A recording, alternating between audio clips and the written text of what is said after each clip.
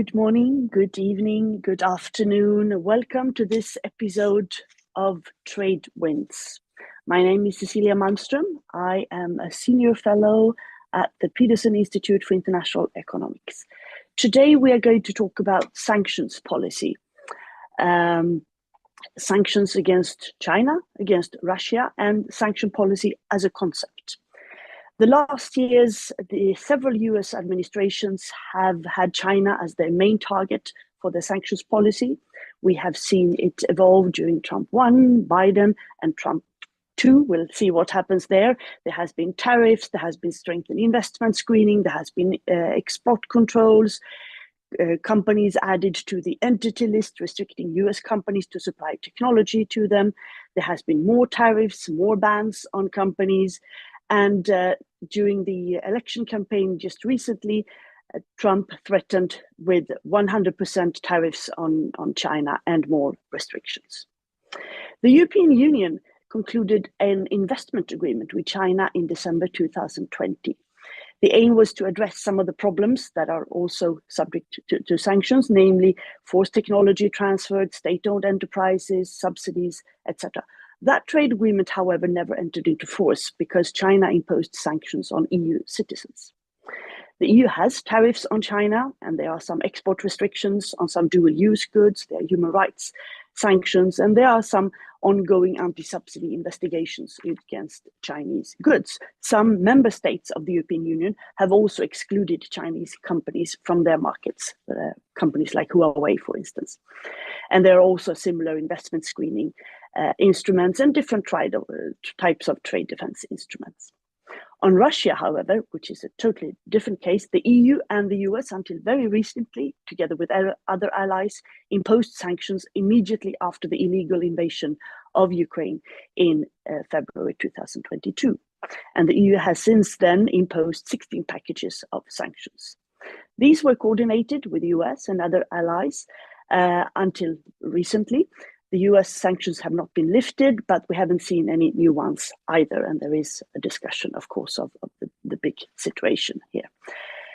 So China and Russia are obviously different cases, but sanctions policy, the tools that countries can use against a regime are similar. So what can we say about sanctions as a tool?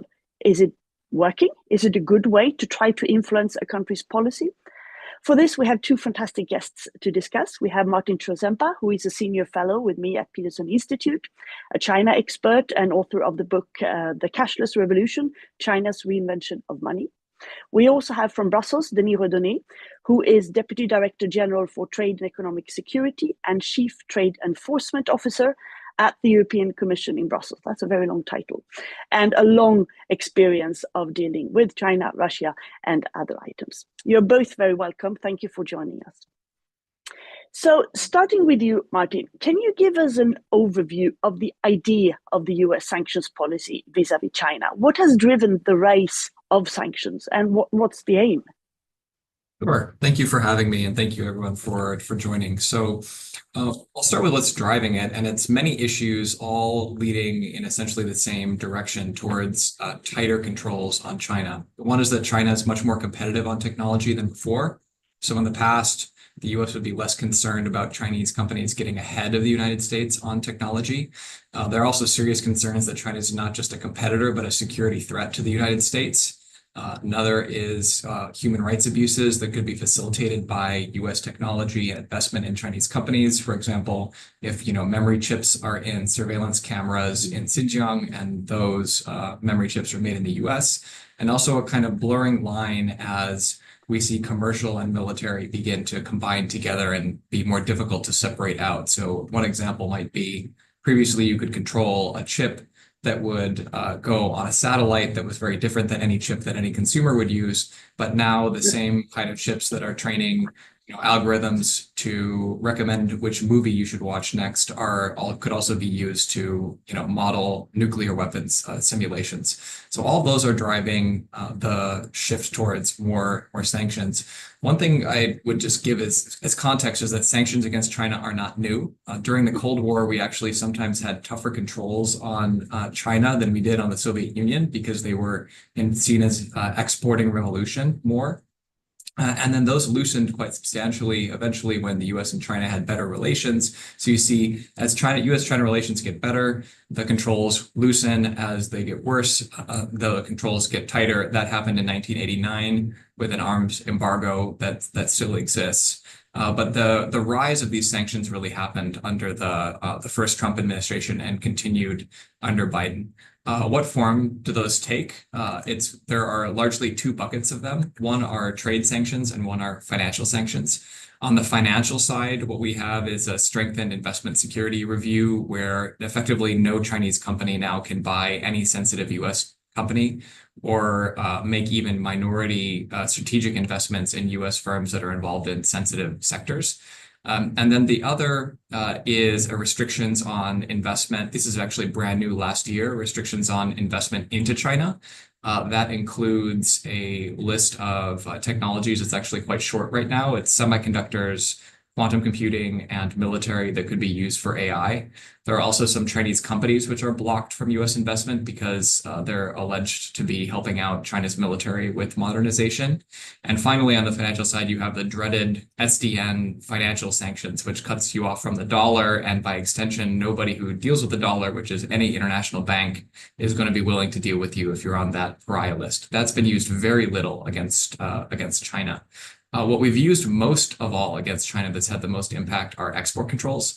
And that's been especially a tool called the Entity List, which has put around 900 Chinese firms on this list, which doesn't allow US exports. And in some cases, it actually goes even further to have an extraterritorial impact. So if you are a Taiwanese company making chips, you usually do that, semiconductors in Taiwan, you usually do that with software and equipment that comes from the United States. And the United States says because of that, even if it's not made in the United States, we can stop a Taiwanese company from selling a chip made in Taiwan to China, which is quite extraordinary. And then we've also added, finally, it's a long list, import controls where, say, Chinese connected vehicles, Chinese drones are not allowed to be brought into the United States because of concerns that they would be weaponized or, turn into surveillance tools, that kind of thing. So you see this huge apparatus of sanctions has been mobilized against China.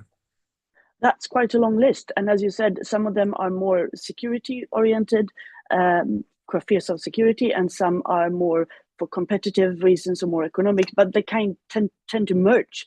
So what is the purpose? To sort of keep it away from the US market, to try to change, to punish for certain behavior, or what is actually the aim? One of the difficulties in evaluating this sector, which has kind of been my job for the last few years, is that there are so many objectives all at the same time. One of them is trying to slow down Chinese military modernization. So one idea is you don't want flows of advanced technology from the United States that could be eventually incorporated into the People's Liberation Army. Another is a kind of moral stand. If China's doing human rights abuses in some sector, we don't, just as a moral stand, we don't want to have US firms supplying those areas, like the Xinjiang example I gave. That's a very tricky thing because, is the government going to decide what is moral and what is not? And then another is really the most sweeping recent controls are on AI, trying to stop China from getting chips because there's this concern. There are a lot of reasons for this, but one of the main concerns is that we're going to have artificial general intelligence in the next few years. And the people who are designing these things believe that it will get to a point where the AI is so good that it's able to improve itself. And whoever gets there first in this race will kind of iteratively forever lead. That's if we're able to keep a control over this thing. So there's a kind of sense that this is existential, as important as nuclear weapons, to make sure that the US is ahead of China. And the only way that we can really have much influence on that is by depriving them of the best semiconductors to train AI. So you can tell there are economic, non-economic, security, human rights, and they're all kind of being used across the same tools. That makes it very difficult to evaluate. Yes, it's very complex. We'll try to decompose some of these elements. Denis, the EU has a kind of policy vis-a-vis the US, which is based on some of the same concerns, obviously, but slightly different means. Can you give us a picture of how how has the EU responded to some of this, and mainly with tariffs, but there are also a few sanctions ongoing. Yes, thank you very much for having me as well. Great pleasure to be with you.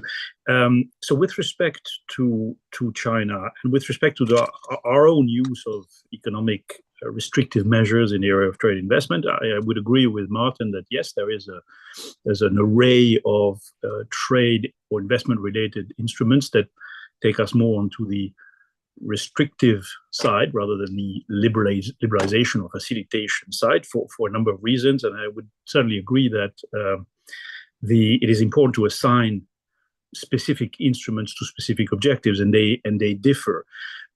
In our case, in our policy vis-à-vis China, I mean, first of all, we do not have vis-à-vis China broad sectoral-based trade sanctions as such on the basis of our legal sanctions authority in the European Union, who functions in a particular way in a union of 27 member states. There are some traditional human rights related sanction measures in place, but with respect to the economic side proper, I think we are looking at different things. I mean, first of all, we are looking in a country neutral manner, but of course, given China's place in the global economy, it matters vis-à-vis China. We're looking to de-risk some aspects of our economy and our interdependencies where necessary. And this is at the heart of the EU's economic security strategy.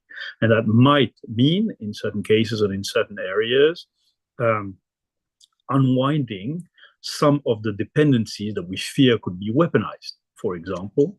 And that can indeed, in certain key sectors of the economy, mean a de-risking of those linkages vis-à-vis China's economy.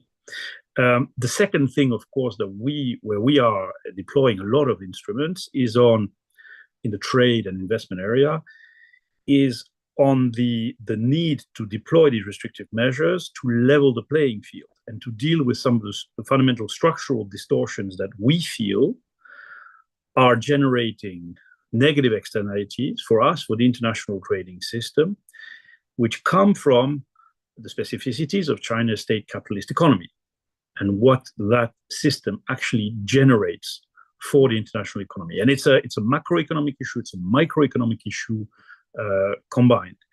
And there, the reality is that some of the frameworks that exist today, notably the WTO discipline, China's accession protocol to the WTO, are proving insufficient, incomplete to deal with some of these distortions that we are currently facing. I'm thinking, for example, about the global rules with respect to industrial subsidies and subsidization. The ASEM is an insufficiently disciplining mechanism, certainly to deal with the scale and the effects that we believe are flowing from China's massive subsidization in certain sectors, many sectors of their economy. So in response to that, well, actually, there's a lot of things that are happening on the European side. So first of all, we are using very robustly and frankly, increasingly today in volume terms, traditional trade defense instruments, trade contingency instruments, which are unilateral in nature. People know that we have taken countervailing measures against the importation of subsidized battery electric vehicles from China as a level playing field, as a leveling the playing field measure to correct the distortions created in this sector by massive subsidization in China. This is a big case economically. It's also a sector where, frankly, we've never had traditionally trade defense measures. Overall, in terms of number of anti-dumping, anti-subsidy cases, we see an increase. We see import pressures coming from the expansion of Chinese-related overcapacities in global markets. We have 127 anti-dumping and anti-subsidy measures or orders, as you would say in the United States, in place today. So it's actually a stock of restrictions which is significant. And in 2024, 20 of our new cases were relating to Chinese-related imports, and we have been forced to deal increasingly complex forms of distortions. For example, we are countervailing through the traditional anti-subsidy instrument, what we call transnational subsidies, or subsidies that are flowing not directly into imports from China to the European Union market, but that are flowing through Chinese foreign direct investment in third country markets and then being redirected through exports to the EU market. We also see the need, frankly, to use our anti-circumvention authorities in trade defense increasingly, because the distortions that are being created are not bilateral, but they are global in nature. All these instruments are based on investigations. So investigations to attain a proportionate response to the distortion that we are trying to curb. We are also using new instruments, which are different from the ones that have traditionally been used under the WTO agreements, that are anchored, in our view, fully in our international commitments, but are unilateral and different in nature. A reciprocity instrument with respect to public procurement, and the Commission has initiated an investigation in one sector with respect to China in terms of the absence of reciprocity in the public procurement sector for medical devices. And we are also, and it affects Chinese relevant transactions, foreign direct investment transactions in the European Union single market. We are also deploying out of the Commission a new statute, a new instrument, which is the Foreign Subsidies Regulation, which mirrors a system of state aid control that deals with the distortions that subsidization is creating for many jurisdictions, but it does already concern cases implying Chinese operators, to deal with the distortions that come not just, or that flow through not just the importation of goods into the EU, but that manifest themselves through foreign direct investment in the internal market, and then distorting the internal market. So all this, it means a certain expansion of the unilateral toolbox, and in many cases, it has implications in our bilateral trade, or affects our relationship with the Chinese economy from a broader standpoint. I should also say, and this for me is in a different box, that we also at European level, of course, operate strategic trade controls and strategic investment controls for security reasons. And again, some of these cases concern denials of exports to China, in the case of export controls of dual-use items, or the screening of foreign direct investment in the EU, which may involve Chinese or Chinese-owned investors, again, for security and public order reasons. But perhaps there is, if I wanted to be complete, and I'll finish with that, there is actually one area where we have actually taken sanctions, not on China as a jurisdiction, but on Chinese economic operators, and that is in the context of our sanctions authority vis-à-vis Russia. We have taken a number of measures under the sanctions regime for Russia vis-à-vis Chinese entities that have been involved in the circumvention of the Russia sanction regime on trade. And that means both additional restrictions on exports and, even in some cases, actual sanction measures on particular entities under the sanction authorities, meaning a full transaction ban and asset freeze. So there are, of course, linkages there when parts of the Chinese economy or Chinese economic operators are involved in the read across to our hard sanctions regime, which is very broad with respect to Russia.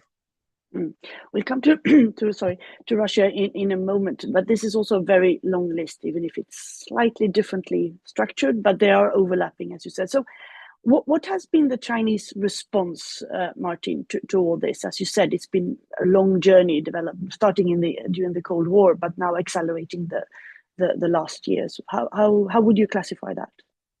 Well, it's really interesting because when the Trump administration started the initial trade war with China and put tariffs on, China responded tit for tat right away, imposing tariffs on a similar level on a similar number of goods. But when U.S. put Chinese companies on these restrictive lists and sanctioned Chinese entities, there was no response. And that started under the Trump administration, and then the Biden administration kept building it out, and we just didn't see any response. And it was really extraordinary. And I think one reason for that is that China realized if it responded by targeting US entities operating in China, for example, then what it would do is undermine the perception of its own business environment as a good place to invest, and would have made US-China relations worse. And in addition, if we think only a few years ago, you would think, what is China's choke point technology? I mean, one of the only reason that the US has real ability to make sanctions that matter in this case is if the US or its allies that agree to similar controls or sanctions are the kind of the only providers of those goods. Otherwise, China could just buy it from somebody else. And the thing is, until very recently, China really didn't have any choke points where it was the only provider of these technologies because it was behind the technology curve. And then what we saw near the end of the Biden administration is suddenly China got fed up with this and also gradually developed its own legal regime. So it has a counter sanctions regime, which, from a firm's perspective, puts them in a real tough bind. Because if China uses it, which it hasn't really yet, then you could be in a situation where complying with US sanctions is a legal necessity for your business. But that makes you take an action that's viewed as illegal by China. So one example is, do you use cotton from Xinjiang? If you do that, you might not be able to import to the United States. But then some companies that have decided not to use that cotton have then been faced major repercussions in China's market.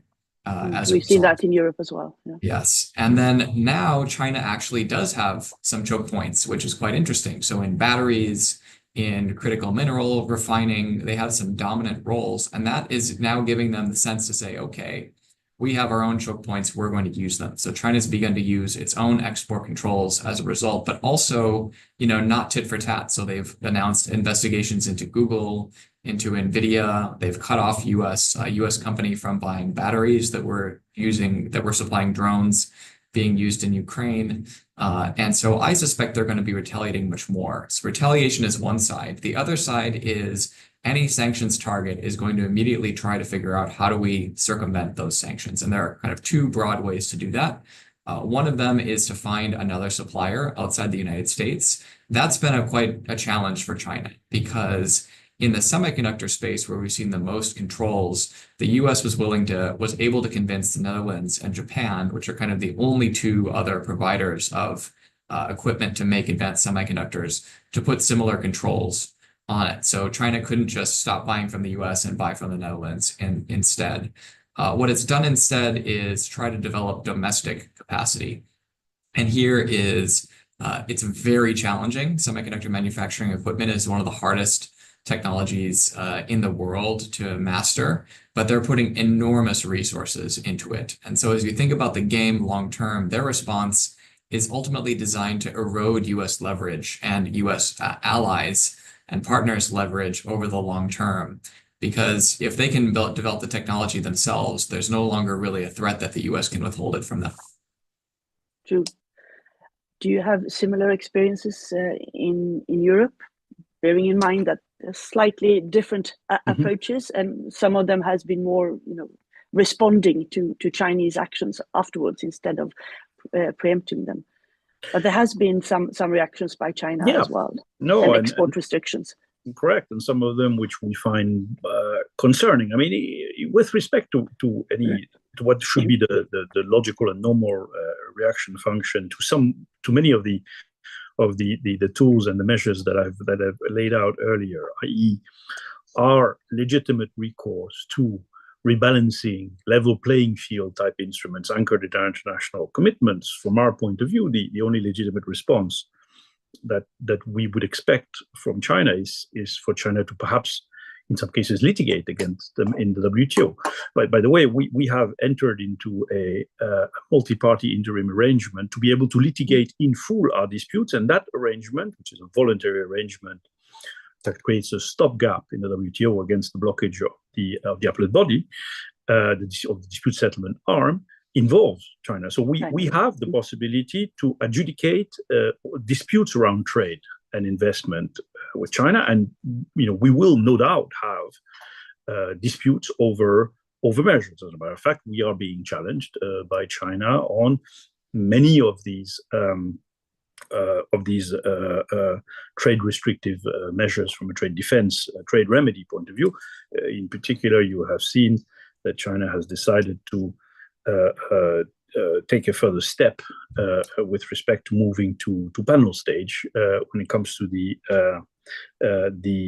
EVs anti-subsidy measure. That, in our view, is the way in which this should take place. What we're seeing, and this is more concerning, is we're seeing other types of reactions. We believe that there is on the Chinese side, a misuse in a retaliatory manner of some of their anti-dumping, anti-subsidy instruments and authorities in a number of areas of exports from the EU, brandy, pork, dairy. We have challenged where measures have been taken, and we will challenge any retaliatory use of anti-dumping, which we believe is an inappropriate use of the anti-dumping and anti-subsidy agreement. We've also seen some attempts by the Chinese authorities, I think, to deny the operation of some of our new unilateral statutes, whether it is the level of engagement we're expecting to see in an IPI investigation, such as the one that's ongoing, or whether the reactions we've seen from Chinese operators with respect to the implementation of the foreign subsidy regulation. And as Martin alluded to, I think there is also in China the expansion right now of an apparatus, of domestic regulatory apparatus, which is there to deny, I think, the possibility for other jurisdictions to recreate those level playing field conditions through our various types of instruments, such as a blocking statutes equivalent, etc., etc. That's expansion, that growth of tools which you can see or qualify as reactive, is a source of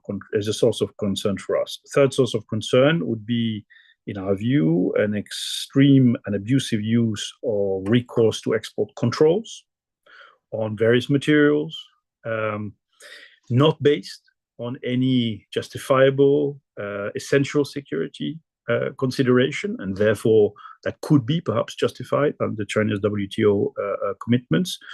We've seen on raw materials that go into critical supply chain that the Chinese export control regime is expanding, having global effects, and this is precisely why we are looking at the de-risking of some of these dependencies or vulnerabilities, because we're seeing these kinds of measures and of reactive measures also on our side. We are also finally going to be very worried about any kind of informal, more indirect measures or incentives applying to the treatment of foreign firms, including European headquartered firms in the Chinese market, whether it's an abusive use of anti-monopoly legislation, whether it's any kind of form of, let's say, regulatory harassment. We are always in contact with European economic stakeholders about what is happening there, because, of course, the Chinese system is such that it doesn't benefit from the same level of transparency and regulatory process that we have in other jurisdictions, and that matters as well in terms of possible reactions on China's side.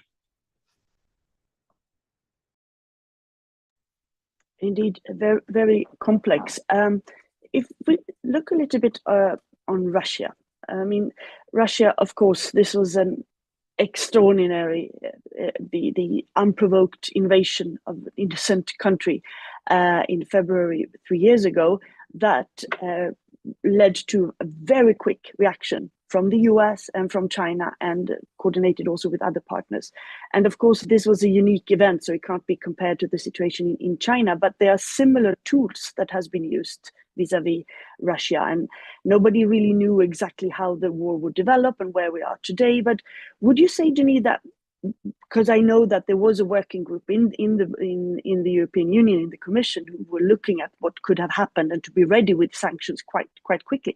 Was there a kind of model to follow, or were they developed as time went by. Now we have 16 sanctions packages, and they are very different kind. They also involve a variety of tools on science and culture and social cooperation and so on. But was there a tool to follow, or did you look at what had been done in the past vis-a-vis China, for instance? Well, let's be honest. I mean, first of all, the situation that was created by Russia's aggressive attack on Ukraine was unprecedented in so many ways that we certainly did not have a ready toolbox to face a situation of this nature. And the European reaction has been multifold, and economic sanctions, other forms of support to Ukraine. Within the economic sanctions, I think a huge new regime with respect to financial sanctions, with very innovative tools there, which I deal much less professionally than the trade sanction, but also a massive new trade restrictive and investment restrictive regime for vis-a-vis an entire jurisdiction, which pre-war was our fifth largest trading partner. So it's a gigantic experiment, frankly, in trade and investment decoupling.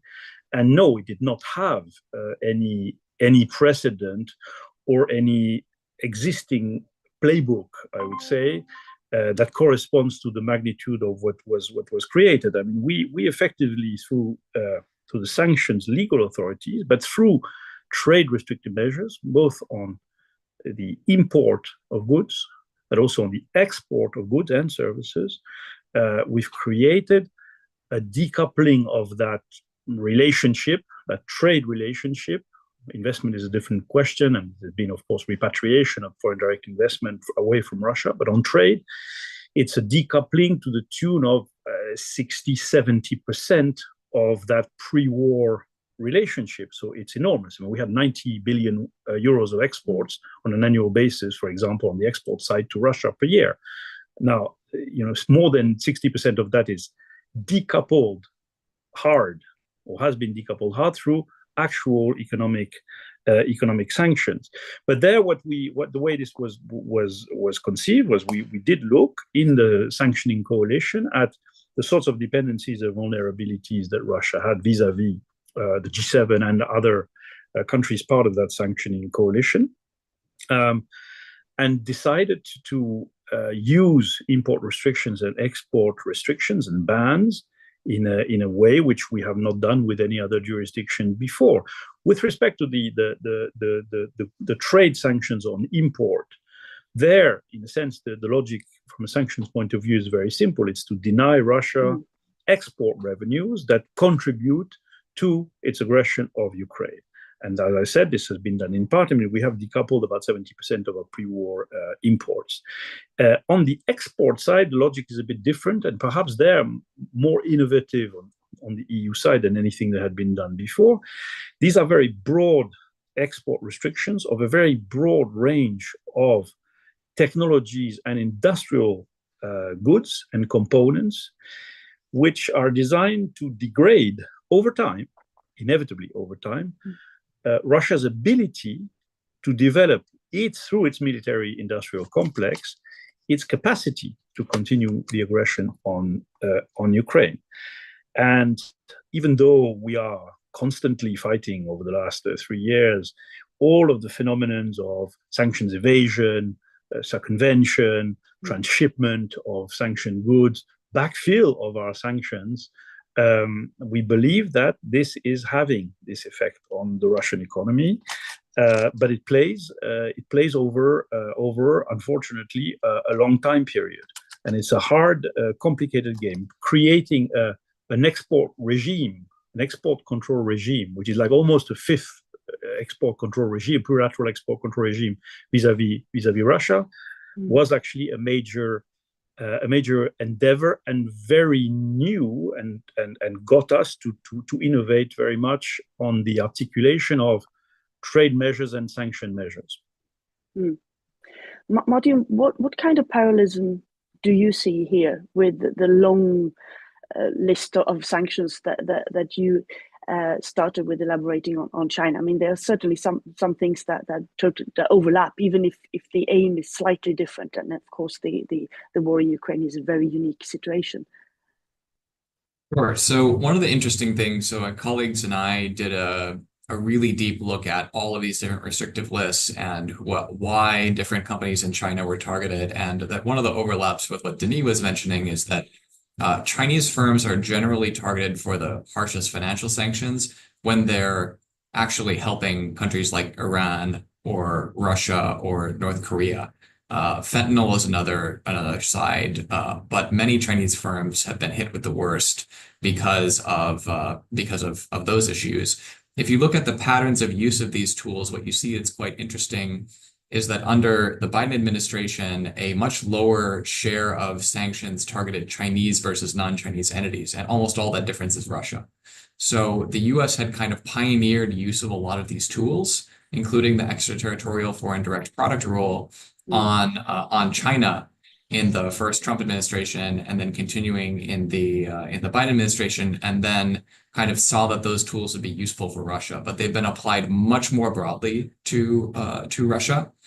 And one of the reasons for this is that Russia's economy is much smaller, and compared to the EU, especially, the US just had a lot less reliance on Russia on the import and export side. And one thing that's quite interesting is that Russia's response to the 2014 sanctions when it invaded Crimea was to create a fortress Russia strategy, where it would, reduce its interlinkages with the rest of the world, including its own payment system, that kind of thing, with the idea of we want to insulate ourselves from sanctions. I think the unintended consequence of that was that it made Russia much easier to sanction by other countries, because they had a lot less to lose themselves. The more interlinked you are with a party that you sanction, the more negative consequences will be on the sanctioner as well. And in China, by contrast, it's kind of done what I call a bear hug strategy. I know Russia is usually viewed as the bear and China as the panda or something like that, but dragon. But here, China has instead said, I want to be the most interlinked with the rest of the world as possible on things like payment systems, so that imposing sanctions on us in a major way would lead to enormous negative consequences for the rest. So interestingly, China on the Russia side has actually been advising its firms and financial firms to comply with the extraterritorial Russia sanctions. For example, you see that Chinese banks, after they were threatened with what are called secondary sanctions, if they help Chinese firms send export-controlled goods to Russia, they could get themselves on the sanctions list. They pulled back from that business. Now, there are still a lot of transactions between Russia and China, still a lot of supplies of dual-use goods, but it's interesting that the big banks, at least in China, have seen that the benefit to them of helping out Russia is far less than the potential risk of getting sanctioned by the United States, and they haven't wanted to take that risk yet. You agree with this, Denis? I see you nodding.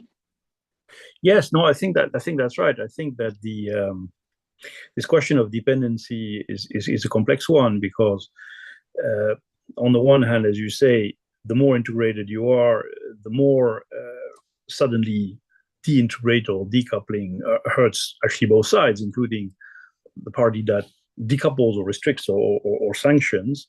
On the other hand, of course, that enables you, when there is some degree of asymmetry in those dependencies, yes, to use that as a lever. And to be clear, I mean, the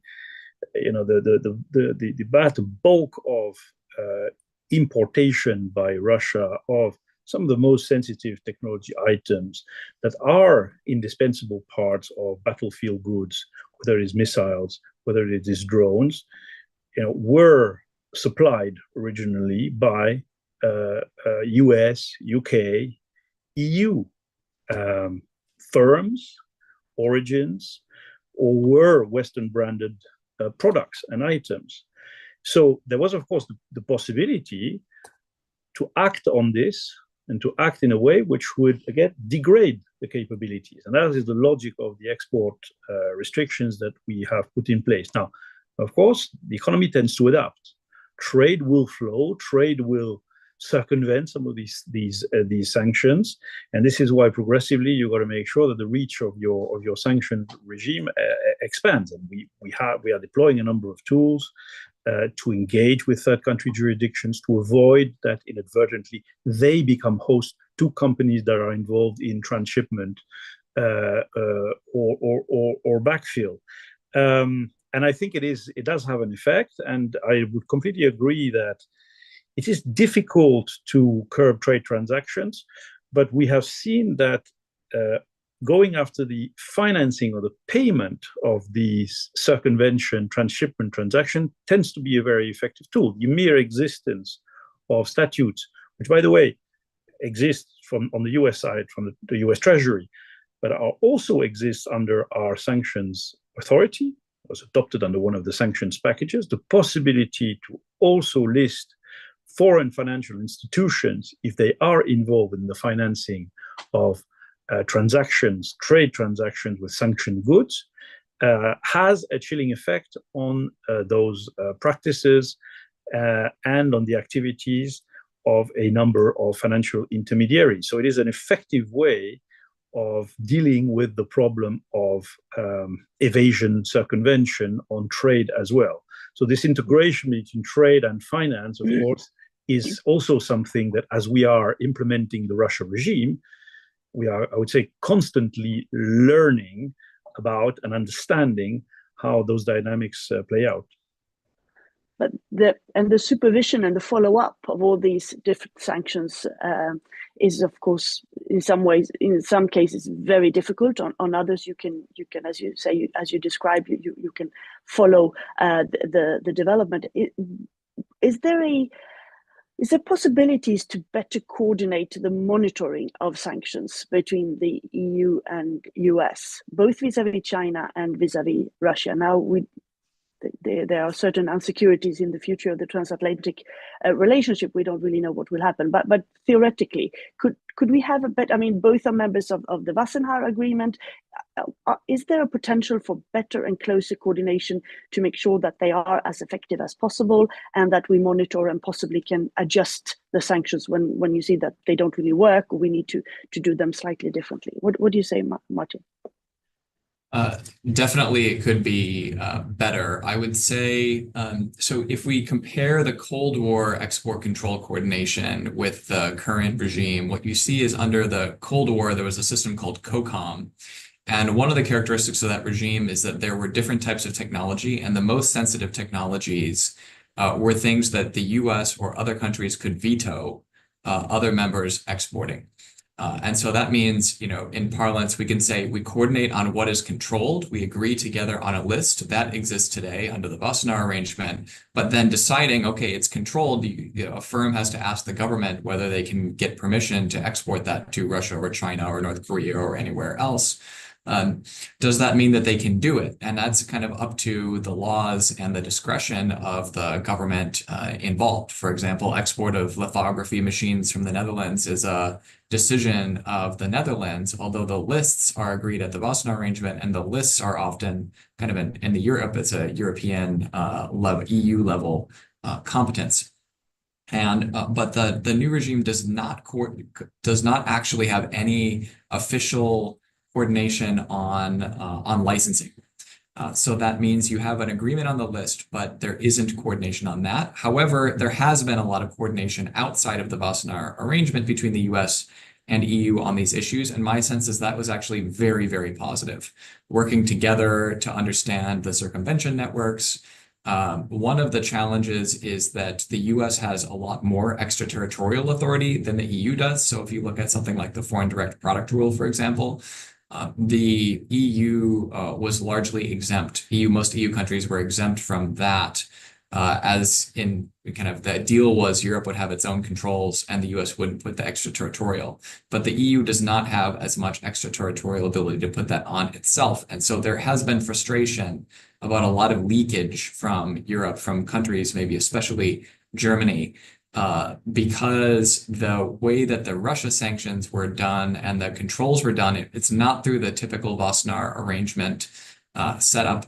It's kind of outside the regime, and it's kind of an ad hoc way if you will, using a sanctions authority for an export control that has, within member states, makes it sometimes challenging for them. At least the Germans often complain that they maybe don't have the ability to control in the same way. So one of the things that I've been advocating for, and also many others, is a new regime. Another problem with Wassenaar, by the way, is that Russia is a part of it, and it's a consensus-based organization. So Russia has stopped agreeing to updating the lists, and that has meant that it's frozen.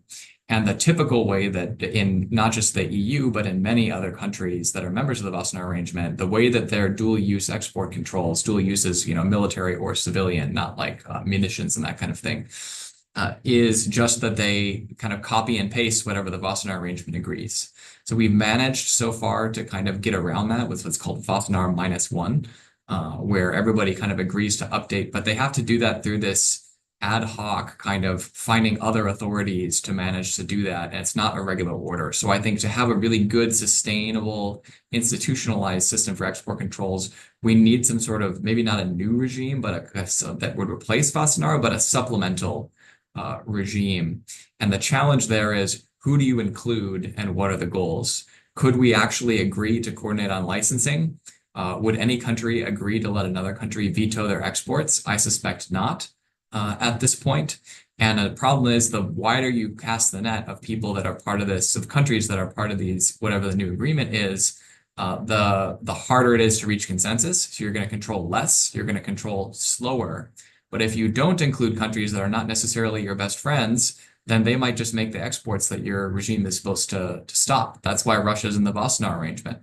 If Russia can just export to whoever it wants, then what's the point of having arms controls for everybody else? It's a really tricky area. Yes, and as you said, the Wassenaar Agreement is a voluntary agreement from 1996, I think, to promote transparency and responsibility in dual use. And I think at the time when it was created was to prevent exports of items that could be used for terrorist actions and so on. And I think there are around 40 countries members, but that was a different time. Denis, I know that the European Union has been working to see to upgrade the Wassenaar Agreement as well. So what's your view on this? Well, I think in terms of the possibility to have meaningful international cooperation, coordination on these types of measures and regimes, and including on a transatlantic basis, maybe I would be a little bit more positive, perhaps, than Martin. I agree, of course, that there are a lot of specificity and differences between the EU and the US, not least because the EU is implementing export controls for security, not being a unitary state, and therefore with policies that relate to national security, which of course will remain anchored in the national competence. And therefore that means that, for example, the sanctions measures that we have vis-à-vis Russia are, of course, implemented essentially and enforced essentially. I mean, there are elements of coordination, but essentially at national level. So it makes a big difference with the US as an integrated state. But if anything, I think we've seen what is the potential through the cooperation that we have had on the design and the implementation of, again, what is in effect, with respect to Russia, a new plurilateral export control regime. That's how you can look at it conceptually in this way, because it is. And there, what we have managed to do is to create this on the basis of dynamic alignment between different jurisdictions, including the EU and the US. So we have created progressively, incrementally, in our case, 16 incremental steps. You mentioned that, 16 packages, but in a way which maintains alignment between the jurisdictions that are essentially implementing equivalent, in this case, export controls and export restrictive measures. It is also alignment in terms of the implementation and the enforcement of these measures as well. There's a lot of cooperation that is going on between the European Commission, member states' authorities on the sanctions side, and US government agencies, whether it is Treasury on the financial sanctions or the Bureau of Industry and Security at Commerce when it comes to the export controls, in terms of how do we use or how do we interpret our respective regimes? How are the derogations being used to make sure that there is alignment also in the implementation? How do we work to monitor jointly the problems of circumvention and transshipment and evasion on trade? There's an enormous amount of informal cooperation in terms of data mining, of what's going on in terms of trade analysis. There's cooperation in terms of outreach to third countries via our respective sanctions envoy, David O'Sullivan being the EU sanctions envoy, working closely with American partners. So in reality, there is the possibility to do that, because there we have decided together that we are going to put in place a new export control regime that serves a particular purpose, which in this case is to deny Russia's ability to benefit from those inputs and those supplies. So I'm not saying that this is something that is replicable easily, theoretically, in the future in other cases, but as of today, in the case of the Russia sanctions, this is the way it operates. And through engagement, cooperation, in particular in the case of the trade sanctions and the export sanctions, there is an informal quad of countries within the export sanctioning coalition: US, Japan, the United Kingdom, and us on the European side, and commissioned for the EU, which cooperate with the heads of the export control authorities of the 4 jurisdictions, specifically on all of these issues that I have listed.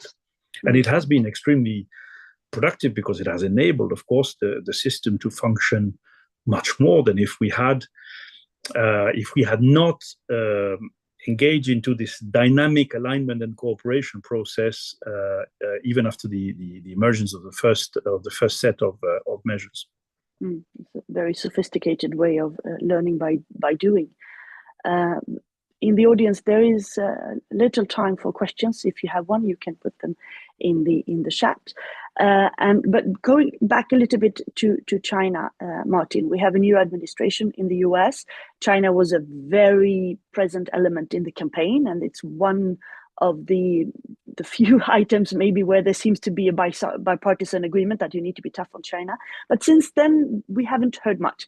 What's your take on what will happen? There are mainly now everybody's talking about tariffs, of course, in light of what will happen next week. But when it comes to more sanctions vis-a-vis China, what's your guess? This is a tricky space. So Trump has already put 20%. I'm asking to speculate only. Yes, of course. He's already put 20% supplementary tariffs on everything coming from China. And if you contrast that to the first administration, where they were really careful to put things on intermediate goods that might not, filter into immediately higher consumer prices, and it was a careful investigation, all that thing. It looks like they're much harsher on China this time, but everyone just kind of has talked about Canada and Greenland and other things instead. I think meanwhile, on the sanctions side, it's been nothing. And I suspect that will change as of maybe 2 weeks from now.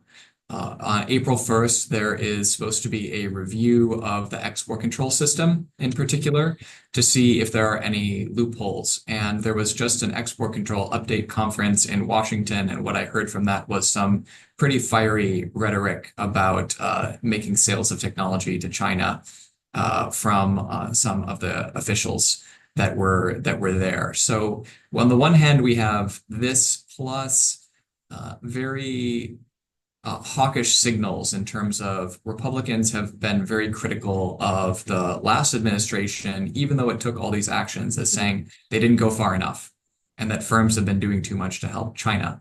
On the other hand, President Trump in his first administration had this, what to me is his most famous tweet, which was stop using the national security excuse, as he put it, not to sell things to China. Because one of the things that he really cares about is a trade balance. And a lot of the most valuable goods that the US could export to China are things that are on these lists.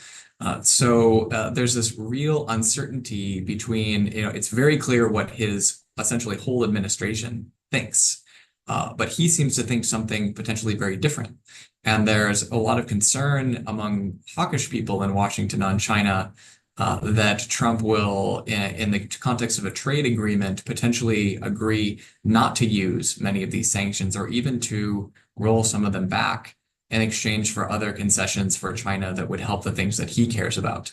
We know that when Xi Jinping met President Biden, Xi spent an enormous amount of time in that, incredibly important bilateral discussion on the export controls, saying, please, this is what we want you to either take off or not put more on. So we could imagine the same approach would be taken with Trump. And unlike Biden, he might agree to something. We really don't know. Well, no, there's lots we don't know yet. And we also don't really know how the situation and the so-called peace talks will develop. But the European leaders met yesterday and they discussed new actions vis-a-vis Russia and so on. So this will continue. We're approaching the end of this, and there's so many things. Thank you for guiding us through this complex phenomena. But if we return to the title of this seminar, can sanctions change a country's policy? I mean, this is a very big question. But based on what you've said today and your long experience, what would your answer be to that question? Denis, why don't you start? Yeah, that is a very complicated question on which there is yes. Decades of literature, even in academia, Indeed, on this question. Yeah. I'm just a mere practitioner. I would just say that, look, the experience we have with the very broad, expansive trade restrictions and investment restrictions, sanctions, in the case of Russia, shows that, of course, they do work because it is a regulatory induced or even imposed form of decoupling. So it does have, of course, an effect because economic operators adapt to that framework, sometimes even over-comply, at least at the beginning. Then I think the question of evasion comes over time and becomes more and more important. Does it change behavior? Look, I think if you take the trade sanctions and even the financial sanctions, they were not designed with the idea that they would stop Russia's aggression of Ukraine militarily. The economic sanctions cannot produce that, and they were not designed for that. But they do have an eroding effect, a degradation effect on the destination of concern when it comes to the exports. And I think we see this because whilst we are concerned to see that even on sensitive technology items, dual use proper, but also beyond that, I would say military related technology items, which are non-listed in the regimes, or industrial goods that contribute to the military industrial complex, which form part of our common sanctions regime, EU, US, and the global sanctioning coalition. Even though we see on those items that Russia is able to source in the global economy some of these items, and we see this, they're reorienting their trade, finding through complex procurement networks the ability to obtain some of these items and these goods. And if in terms of the value of what is being imported, we see that there is still a very high level of value of imports of these goods into Russia. So it's by definition a source of concern to us in terms of, are the sanctions effective? There are a couple of things that maybe need to be taken into account. It's becoming more and more difficult over time for Russia to source these things. It's becoming much more costly for Russia to source these things. So if you look at this in volume terms as opposed to value terms, it gives you a slightly different picture. There's a clear, very high markup for Russia on obtaining the stuff. And there's also probably a quality effect as well, which is starting to play. So it changes the game, but it changes the game in an incremental and progressive manner. It's a progressive erosion of the other side's abilities that you want to limit. I think that's how I would look at it. Progressive erosion. How would you label the effects of massive sanctions against China from the US side, Martin? Well, they would be disastrous for both sides, and so it's really a tricky question of, it's like a game of chicken. Would China think that the U.S., if China was going to take some major action, for example, would it think the U.S. would impose the sanctions? I mean, Denis mentioned the literature. The literature is pretty unequivocal that using sanctions to change major policies of other economies generally fails. I've looked at all these China sanctions. It has not led them to reduce integration of the military and the civilian sector. It has not led them to stop their policies in Xinjiang. I could give you, it's very hard to find examples where China has said, oh, because of this sanction, we're going to change. There are a few cases, like ZTE, for example, which seems to have stopped violating sanctions as a result, but that's an individual firm. So I think, like Denis said, the question of effectiveness is a bit separate from it, but can it actually change other countries' policies? I think we should be quite bearish on that, unfortunately. This has been so educative. Thank you so much. I learned a lot. Denis Redonnet, Martin Trozempa, thank you so much for sharing your experience and knowledge. And thank you to those of you who were listening. Have a nice evening or afternoon. Thank you. Thank you.